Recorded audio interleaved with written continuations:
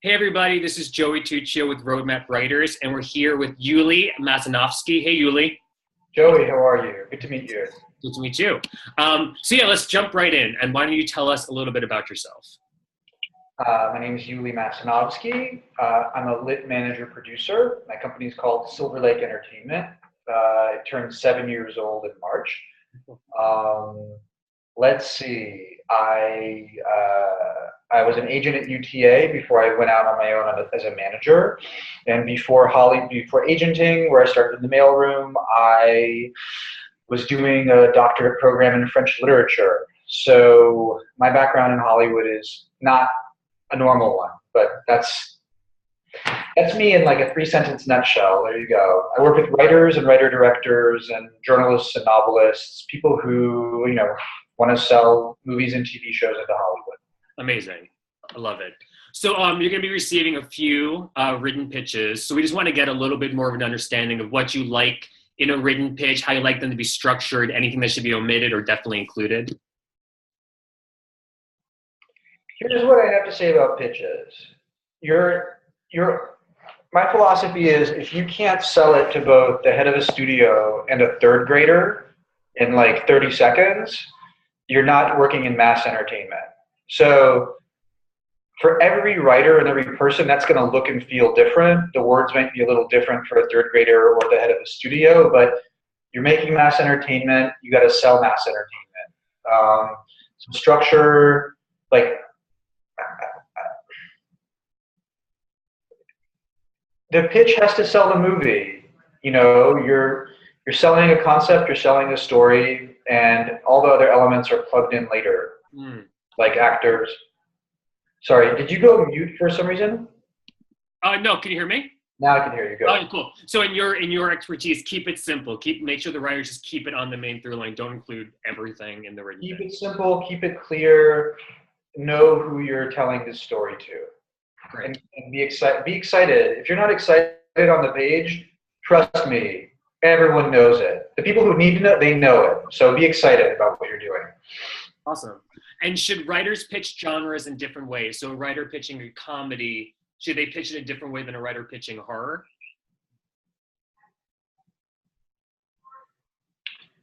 I don't actually subscribe to genre in a typical way. There's story. Yeah. There's story pure. So if you're pitching a horror movie, you better be scary.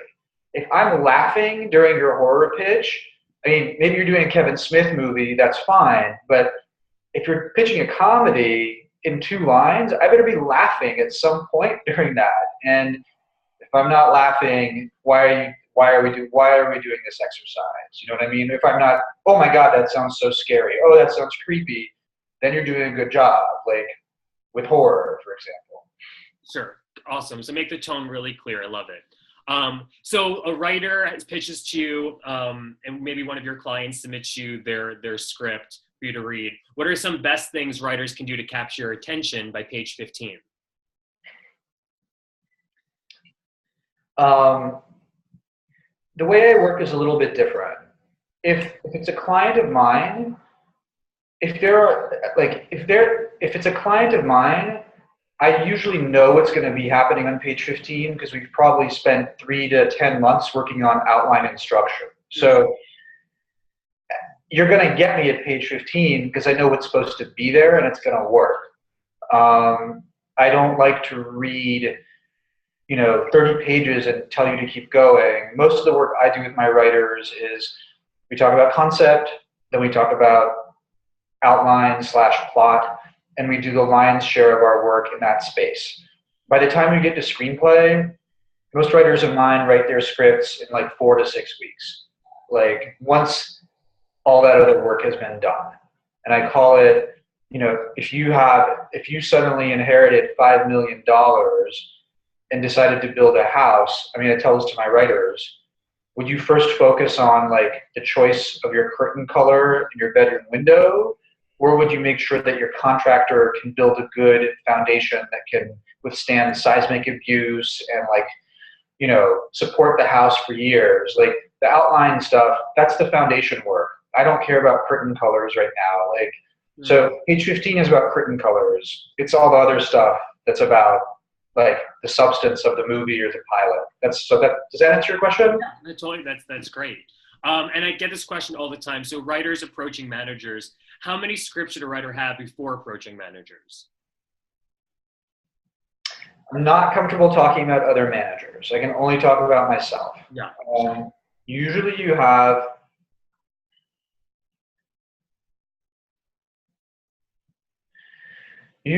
like three kinds of managers in Hollywood. This is 2017. It used to be different before the writer's strike. But you basically have managers who want new voices, and they're going to basically throw specs at the wall to see what sticks. If it doesn't stick, see you later. You have managers who only want like established people, and that means not necessarily like you've been doing it for 100 years, but you know, you've been reviewed for some other reason in the New York Times or the Wall Street Journal or the New Yorker. Like you have some sort of third-party validation for the work that you do. And then you have managers that only work with like established voices or new voices that seem established. So there's no right or wrong way to do the business. Those are all ultimately choices about how you make your money and what kind of work you're drawn to. I think most people would be happy to manage Chuck Lorre. He makes a lot of money. But if they're not watching Chuck Lorre shows, then it's probably not be a good fit. I tend to prefer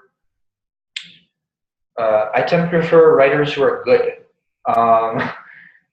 You know, if you have written only one script, I'll say to you, and I like it, which is rare, but if it gets that far, I'll say, what else do you have?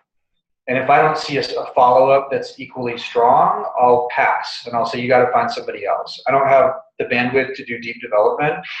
I've already done that with a few of my clients, and it's going well, but moving you from the first script to the fifth script is a lot of work, and I don't have the time to do that the way I used to. Mm-hmm. There are some managers at bigger companies that have the time and are paid to do that, and that's good, and you should seek those folks out. But there are also, frankly, like established writers they've been doing, you know, they've written 30 things, and, you know, they've been in a funk for the past 15 projects. They need someone to help them refresh the storytelling, and that's what I'm really good at doing.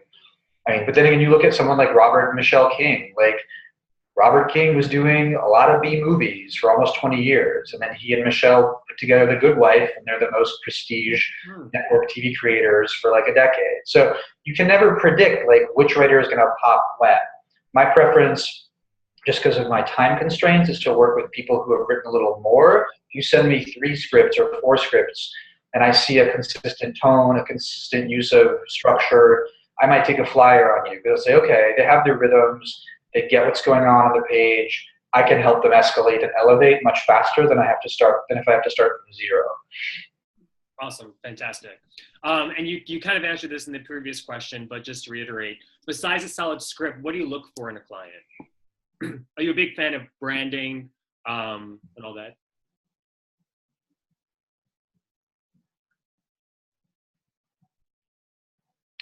I don't. See, this interview could go on the internet, so I'm trying to be as like tactful and polite as possible because usually I'm way more off color than this. So I'm just breathing and trying to answer you the right way. Yeah, appreciate it.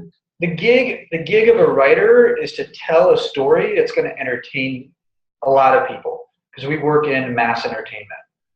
So, you know, my background with French Lit, like I can talk about like granular obscurantist short fiction with you till I'm blue in the face, but that doesn't pay my bills. So what pays my bills is sending stories to executives that I'm like, I read this thing, I was not bored at all. This is really, really good. You need to read it. And even if I'm in this process right now, I have a client, I've gotten 10 passes since last Tuesday, and right before this interview, I got a call from an exec who I really admire. She's like, I really dig this. We want to package it. What's going on with it? It's like, what? And I could tell the agents were getting dispirited. It's like, oh, this script is going to ruin my writer. We don't get the movie, blah, blah, blah. All it takes is that one yes. So tell the story, pardon me. Tell the story you need to tell. Make sure it's entertaining. Make sure it's built well. And, Hollywood is slow. Like, this writer is popping now. It's 2017. I started working with him in the fall of 2012. And he was a published novelist at that point, and he had his book set up at Warner Brothers, and it takes a long time. So you just got to focus on telling a great story. I am not a branding person, and I'm not some people move outside in their work, and that's a business model. That's fine. I move inside out. My gig, I do my best work when I figure out what the hell the writer wants to say, and then I help them say it in a way that doesn't destroy their vision, but also allows for a lot of people to engage it and be entertained by it. That's when I'm doing my job the best way. So all the other branding stuff, I'm like, there's people who are better at that than me. Go find them, pay them, do whatever you want.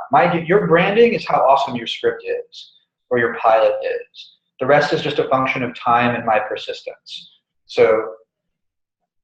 Awesome. Well, Yuli, thank you so much. Congratulations on that exciting news. That's awesome. Thank you. Well, nothing exciting yet. I mean, we have to sell it. So. Yeah, that's true. Yeah, steps. There's certain steps. Well, Yuli, thank you so much. It was so great meeting you. This was really, really insightful. So writers, get to your written pitches. And Yuli, thanks so much again. You're welcome. Thanks, Joey.